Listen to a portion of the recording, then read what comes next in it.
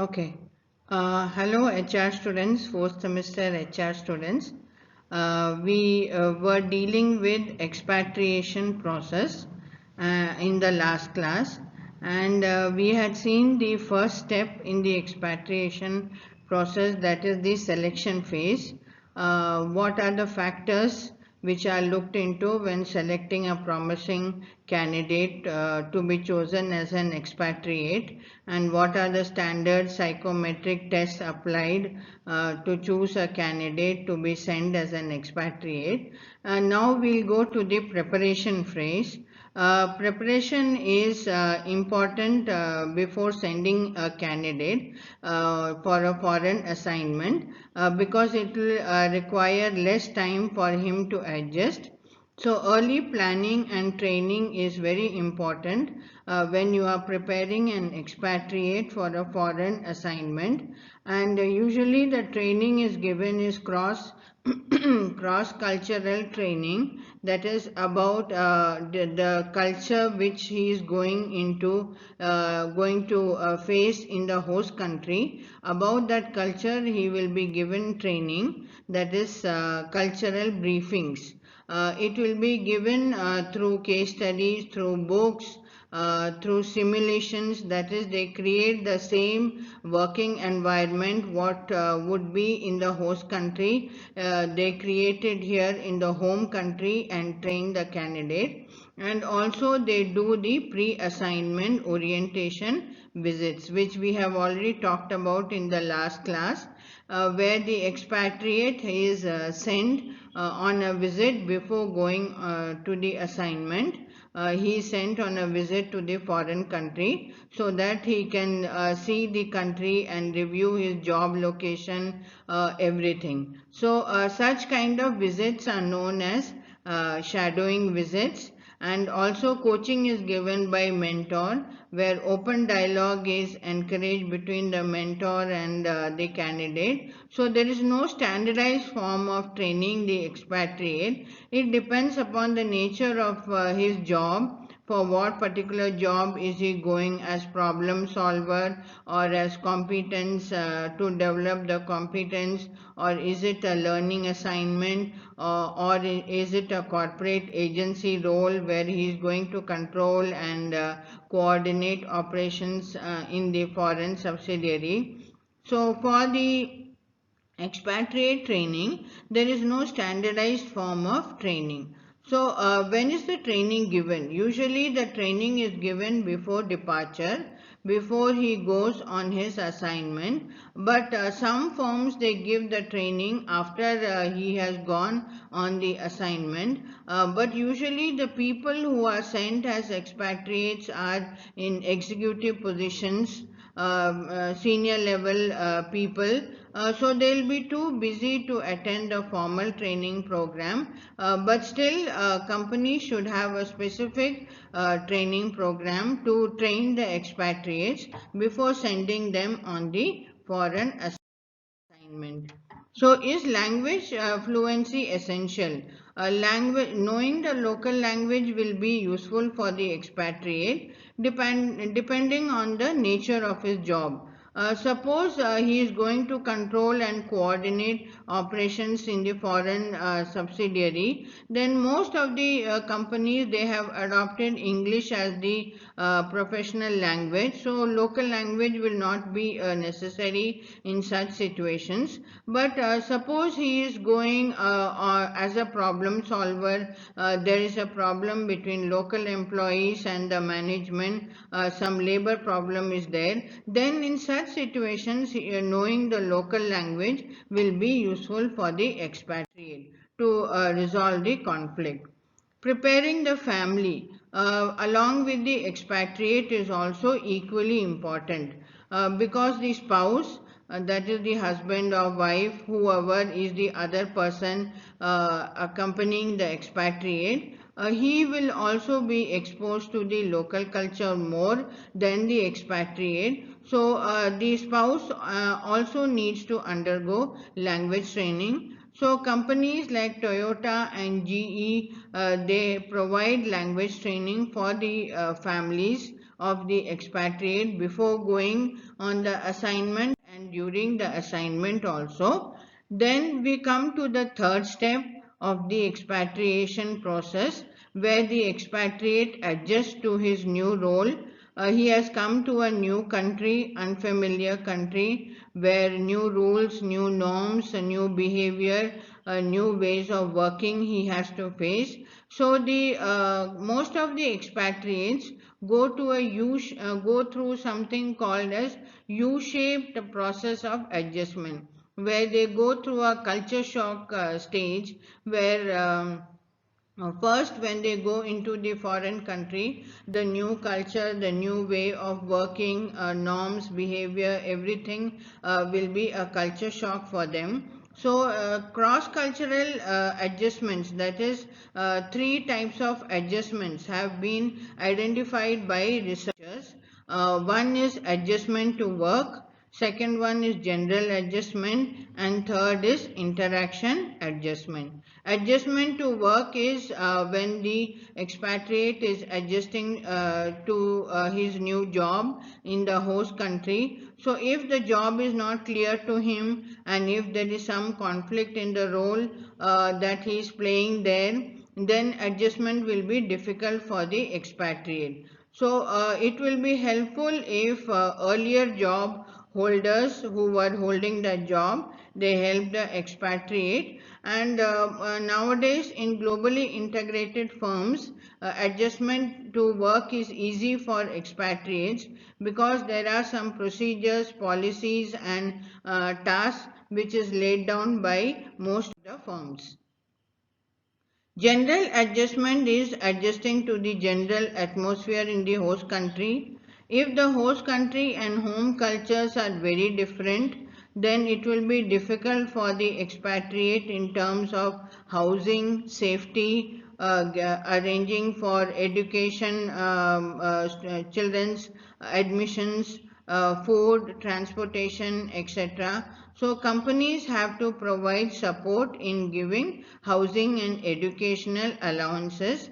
If the expatriate has international experience and he has undergone very effective orientation and he has interacted with other expatriates who have gone to the same country, then this general adjustment can be made quickly by the expatriate. Interaction adjustment is where the expatriate has to make adjustments when he has to interact with locals. This is the most difficult adjustment that the expatriate and his family has to make. Suppose he is going into a very different culture where the way of communication, behavior, a way of dealing with conflict is very different, then the expatriate and his family may face frustration and anger. So how the expatriate adjusts to his new job assignment, how he adjusts to the host country people, how he adjusts to the culture over there, it depends upon the quality of support that he is getting from headquarters and from his host country, and also the family support that he is getting. So all this support will depend on how well the expatriate will adjust to his new work environment. Honda has some family centers in their Ohio factory and in Tokyo, and also like in Japan, there is a system where when American employees come as expatriates along with their families, they are adopted by Japanese families, and they are helped in getting adjusted to the Japanese culture by these Japanese families, because you know American culture and Japanese culture is very different. Their way of working, their language, their food, their lifestyle, their behavior, everything is so different between Americans and Japanese. So naturally the American expatriates will face a culture shock when he goes to Japan. So there, if he is adopted by Japanese families, then it will be those families will help him to adjust easily to Japanese culture. So organizations can provide limited help only. How well the expatriate adjusts into his new role depends upon his personality, his motivation, his willingness to learn. So ultimate indication of cross-cultural adjustment, that is how well the expatriate has adjusted to his new environment, is when the expatriate shows respect and appreciation for the foreign culture without rejecting his own culture. So expatriates have to strike a balance between their loyalties for their parent firm and with the foreign operations. So depending on the level of commitment which expatriates show towards their new job, towards their home country, we can identify four types of expatriates. One is free agents expatriates, second one is hearts at home expatriates, third one is go natives expatriates, and fourth one is dual loyalty expatriates. Free agent expatriates are those expatriates who have very low loyalty towards the headquarters and towards the host country firm also. Such kind of expatriates are more committed to their careers. They don't want to return home because they know their careers have reached a plateau. That means they have reached their maximum level of their career in their home countries. So they want to gain more international experience and grow in their career in the foreign country. So companies which are undergoing rapid internationalization, that means companies which are steadily growing their international business, they hire such kind of expatriates known as hired guns. But since these expatriates show a lack of commitment, such kind of expatriates lose very soon their credibility. Hearts at home expatriates are those expatriates who have done a long tenure in the parent firm. They have very little international experience. They are more emotionally attached to their parent firm and they are more loyal towards their parent firm. They are having a strong network with senior people in the parent firm. So such kind of expatriates, they show ethnocentric behavior, that is they show more loyalty towards their parent firm. So the HCNs, the host country nationals and the customers may not like such kind of expatriates. Such kind of expatriates will not be comfortable living in the host country, but when the company requires close global coordination, then such kind of expatriates will be valuable because they have a very good rapport with headquarters and they will make sure that these strategies, policies and programs of the headquarters will be implemented in the subsidiaries. So such kind of expatriates will benefit a lot if they are given cross-cultural training. Third type of expatriates are the Go natives. Go natives are those kind of expatriates who have a strong liking for the host country culture and for the host country firm. They don't want to be repatriated back into their home country. They don't want to be sent back because they like their host country and they want to settle down in their host country. And such kind of expatriates are not able to implement the headquarter policies and programs successfully in the subsidiaries. Such kind of expatriates are suitable when there are multi-domestic firms in the host country itself, where they can build a very good rapport, relationship of trust and support with the local employees itself. Dual loyalty expatriates are those expatriates who show loyalty both towards the headquarters and towards the host country firm. Less than 25% of expatriates are like this. They adjust well to the local culture in the host country.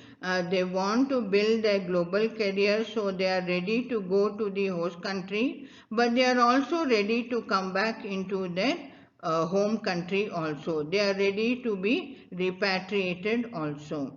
So such kind of expatriates can attend to the needs of both host country and the headquarters, and such kind of expatriates are known as dual citizens. They are showing loyalty to both headquarters and the host country firm. Such kind of expatriates are created when in the work environment there is role clarity, job authority, and role conflict has been managed well, because the job has been designed well and an effective performance management system has been implemented, which evaluates the expatriates' performance effectively. Then the fourth step in the expatriation process is the appraisal of expatriates' performance. Appraising the expatriates' performance is difficult. Many issues are there. What is the purpose of appraising his performance? What is the standards and criteria that should be applied when appraising them? Who are the people who should conduct the appraisal? These are some issues when you are appraising an expatriate's performance. So what is the purpose of appraising an expatriate? There are two objectives. One, you assess his past performance through feedback, and you decide his compensation, you decide his remuneration and benefits. Second objective is you develop goals so that you can improve his future career performance. There is no standard expatriate performance appraisal system, because each expatriate has a different role and responsibility to play. So depending on the nature of job, the appraisal will be different, and which country they are going into, depending on that also the appraisal system will be different. Traditional financial incentives like bonus or increments cannot be applied to expatriate compensation, because they don't have fixed income and fixed benefit packages. It depends on country to country. Like I told you, in some countries the labor is paid well, in some countries the labor is not paid so well, and depending upon the nature of his job, so what kind of job has he been sent for, so depending on that his compensation will vary. And promotions are also not possible for an expatriate, because once he completes his assignment he comes back to his home country. So what standards and criteria should be applied? Usually MNCs, they have a similar criteria in all their subsidiaries to evaluate the performance of expatriates. But what are the target and standards will differ from subsidiary to subsidiary. So performance evaluation is done differently from subsidiary to subsidiary. Sometimes they are evaluated as PCNs, parent country nationals. Sometimes they are evaluated as host country nationals. So international assignments, to complete it successfully, the expatriate should have good interpersonal skills, he should have good cross-cultural skills, he should be sensitive to the local culture, norms, values, behavior, ways of working. He should understand the difference in labor relations, the difference in customer relations. So the criteria that a firm uses will be specific to the particular country and particular job assignment that the expatriate has been sent for. And as you know, exchange rate is different in different countries, because currencies are different, the borrowing cost is also different, taxes are different in different countries. So because of that, the performance of expatriates will get affected in different subsidiaries. So appraising the performance of an expatriate is not an easy job. It is a complex job and it is a challenge also for the HR people, and duration of the assignment also affects how the expatriate performs. If it is a very short assignment, the expatriate will not bother about the performance of the subsidiary where he has been posted to. He will only bother about getting the end results or achieving the objectives for which he has been sent to that subsidiary. Who should conduct the appraisal?